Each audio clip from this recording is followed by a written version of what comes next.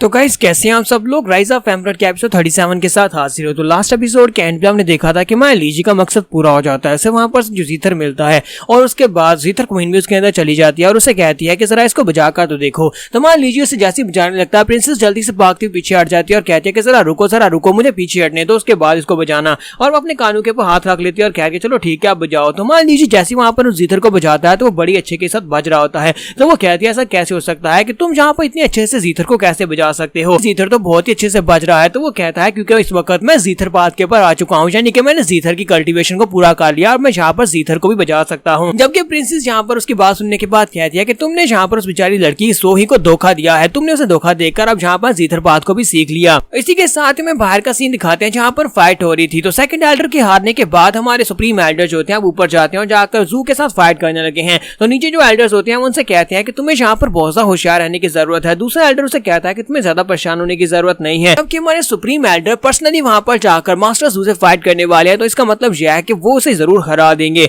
हमें परेशान होने की जरूरत नहीं है। और इसी के साथ ही ऊपर खड़े मास्टर सुप्रीम एल्डर जो होते हैं वो मास्टर जू से कहते हैं कि तुम्हें नहीं लगता कि तुम्हें यहाँ से वापस चले जाना चाहिए, क्योंकि हमारे सेक्टर और तुम्हारे एम्परर के दरमियान में एक बहुत ही बड़ा मुआहदा हुआ था जिसके मुताबिक तुम लोग यहाँ पर नहीं आ सकते। और साथ ही तुमने यहाँ पर अपने इस बैनर के अंदर बहुत सारी सोल्स को रखा हुआ है जो कि मुझे जहाँ तक महसूस हो रही है कि वो सभी सोल्स बहुत ज्यादा दुख में, बहुत ज्यादा दर्द में है। तो मास्टर जू से कहता है कि हाँ तुमने बिल्कुल ठीक कहा, जितनी ज्यादा मैं सोल्स इसके अंदर कलेक्ट करता हूँ उतना ज्यादा ये सोल्स शोर मचाती है और उनकी पावर्स बढ़ती जाती है और बहुत ही जल्दी तुम भी यहाँ पर इसका हिस्सा बनने वाले हो। मैं तुम्हारी सोल को भी इसके अंदर ट्रैप करूंगा। और इसी के साथ ही हमारे सुप्रीम एल्डर अपने पास से अपना ब्रश निकालते हैं और जैसे वो अपना ब्रश निकालते हैं साथ ही वो कुनपैंग के 6 वेरिएंट की टेक्निक को यूज करते हैं। वो कहते हैं चलो देखते हैं कि जितना ज्यादा तुम्हारा मुंह चलता है क्या इतनी ज्यादा तुम्हारी टेक्निक्स भी चल पाती हैं या नहीं। चलो देख लेते हैं कि किसकी मार्शल आर्ट्स यहाँ पर ज्यादा बेहतर है। जबकि मास्टर जू आगे बढ़ता है और उसे कहता है कि तुम्हें क्या लगता है कि तुम यहाँ पर कुनपैंग के 6 वेरिएंट को रिलीज करोगे तो मैं यहाँ पर डर जाऊंगा, कहीं ऐसा ना कि तुम भी यहाँ पर मेरी सोल्स का हिस्सा बन जाओ। और वो उसके ऊपर अटैक करने के लिए आगे बढ़ जाता है। दोनों उसके एक दूसरे की तरफ आगे बढ़ते ताकि दूसरे के ऊपर अटैक कर सके। तो मास्टर जू जो होता है यहाँ पर अपनी सोल्स को रिलीज करता है और सोल्स के साथ वहाँ पर बहुत सारे पंजे बन जाते हैं और उनके साथ वो सुप्रीम एल्डर को पकड़ने की कोशिश करता है और उसे कहता है कि तुम सिर्फ और सिर्फ एक सुप्रीम लेवल की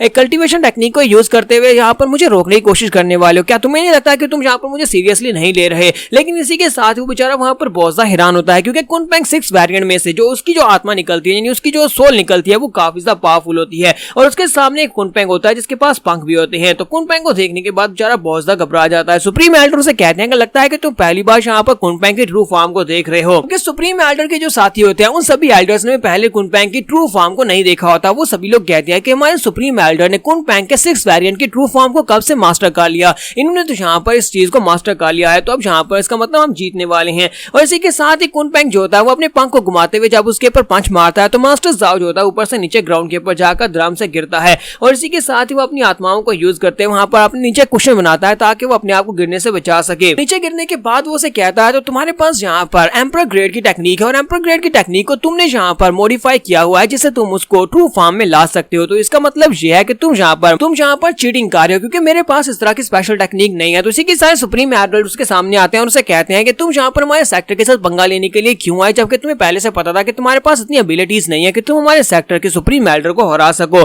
अब तुम्हें यहाँ पर इस बात का डर क्यों लग रहा है। तो वो कहता है किसे यहाँ पर डर लग रहा है, मुझे बिल्कुल भी डर नहीं लग रहा। और साथ ही वो भी अपनी पावर्स को रिलीज करता है। जब वो अपनी पावर्स को रिलीज करता है तो वहां पर उसके पास से काफी सारे केकड़े निकलते हैं, केकड़े नहीं सॉरी झींगे निकलते हैं। तो वहां पर एनर्जी से बने हुए बहुत सारे केकड़े होते हैं और सारे एनर्जी के बने हुए केकड़े बड़ी तेजी के साथ आगे बढ़ते हैं। तो वो सारे के सारे सॉरी मैं फिर से केकड़ा कह रहा हूँ, वो सारे झींगे जो होते हैं वो आगे की तरफ बढ़े होते हैं। तो सुप्रीम एल्डर उसे कहते हैं क्या तुम्हें लगता है कि तुम्हारी ये वाली छोटी मोटी ट्रिक मेरे खिलाफ काम कर पाएगी, तुम यहाँ पर इन झींगों को यूज करने वाले वो भी कुनपैंग के खिलाफ, क्या तुम्हें लगता है कि माइटी कुनपैंग इन जैसे झींगों के सामने दम तोड़ देगा। सभी के सभी झींगे और केकड़े जो होते हैं वो आगे की तरफ बढ़ते ताकि उनके ऊपर अटैक कर सके। जबकि मास्टर जाओ दूर खड़ा हंस रहा होता है और कहता है कि तुम्हें यहाँ पर कॉन्सिक्वेंसेस को फेस करना पड़ेगा अगर तुम यहाँ पर मेरी तरफ लुक डाउन करने वाले हो। तुम्हें क्या लगता है कि मैं यहाँ पर अपने लॉबस्टर्स के साथ तुम्हारे ऊपर अटैक करके तुम्हें हरा नहीं सकता, तुम इनको बहुत सा काम मांग रहे हो। अभी देखना थोड़ी देर में तुम्हें पता चल जाएगा, क्योंकि अगर इन लोगों ने यहाँ पर तुम्हें या तुम्हारे कुनपैंग को छू भी लिया तभी तुम्हारी बॉडी के अंदर पॉइजन चला जाएगा, क्योंकि इसके क्लास जो है वो बहुत ज्यादा पॉइजनस है। लेकिन इसी के साथ कुनपैंग वहां पर अपने पंखों को घुमाता है। जब वो अपने पंखों को घुमाता है तो इसी के साथ ही वो सारे के सारे झींगे और केकड़े टुकड़े टुकड़े हो जाते हैं। ठीक है, टुकड़े टुकड़े होने के बाद मास्टर जाओ जो होता है वो बहुत ज्यादा घबरा जाता है और कहता है कि ऐसा बिल्कुल भी नहीं हो सकता, ऐसा कैसे पॉसिबल है। अंदर से सोच रहा था कि मैं तो यहाँ पर टाइम बाय करने की कोशिश कर रहा था ताकि मैं यहाँ से भाग कर जा सकूं, लेकिन लगता नहीं है कि अब मैं यहाँ पर टाइम बाय कर पाऊंगा। तो मुझे यहाँ पर फाइनल अटैक को यूज करना करना पड़ेगा। और इसी के साथ ही वो अपनी सारी की सारी सोल की पावर्स को यूज करता है, अपने बैनर के अंदर सारी सोल्स को निकालता है, तो वहां पर एक बड़ा सा दानव बन जाता है। सोल्स के साथ एक बड़ा सा दानव बनता है और वो हंसते हुए उसे कहता है कि तुम्हें क्या लगा था कि तुम्हारे पास एक बड़ा सा कुनपेंग है तो मैं यहाँ पर एक बड़ी सी सोल को रिलीज नहीं कर सकता। अब मेरे पास भी यहाँ पर एक जायंट है, तो देखते हैं कि यहाँ पर कौन सा जायंट किसको हराता है। जबकि सुप्रीम एल्डर कहते हैं कि तुम एक बेवकूफ हो, तुम्हें क्या लगता है कि तुम कुनपेंग की ट्रू पावर के सामने टिक सकते हो। और कुनपेंग बड़ी तेजी के साथ आगे बढ़ता है, जबकि दूसरी तरफ से वो सोल मॉन्स्टर जो होता है उसके मुंह पर पंच मारता है। तो कुनपेंग के मुंह पर पंच तो पड़ता है लेकिन उसे बिल्कुल फर्क ही नहीं पड़ता। और इसी के साथ हमारा कुनपेंग जो होता है वो उसे एक पंच मारता है। जब उसे एक पंच मारता है तो इसी के साथ ही मास्टर जाओ के मुंह से काफी सारा ब्लड बहता है। मास्टर जाओ को झटका लगता है और मास्टर जाओ वहां पर से नीचे की तरफ गिर जाता है। तो सुप्रीम एल्डर उसे कहते हैं कि ये बहुत ज्यादा बोरिंग हो गया, आप जल्दी से वापस दफा हो जाओ। मैं तुम्हें यहाँ पर मारना नहीं चाहता क्योंकि अगर तुम्हें मार दिया तो फिर तुम्हारी हिमालय डीमन किंगडम जो है वो हमारे खिलाफ हो जाएगी और मैं नहीं चाहता कि बाओशेंग शेंग के लोग हमारे खिलाफ हो जाएं। यहीं पर ऑक्टोड डिसाइपल्स को दिखाते हैं कि उन्हें अभी तक इस बारे में नहीं पता होता। वो सभी लोग भागते हुए मेन गेट की तरफ आते हैं और कहते हैं कि वहां पर क्या चल रहा है। हमने वहां पर एक बड़े से जायंट को देखा, लगता है कि हमारे पर अटैक किया है, लेकिन किसने अटैक किया होगा? लगता है कि बाओशेंग शेंगो के लोगों ने हमारे पर अटैक किया होगा। वो लोग भागते वहां पर पहुंचते हैं तो वो कहते हैं कि हम लोग यहाँ पर टाइम पर आए हैं।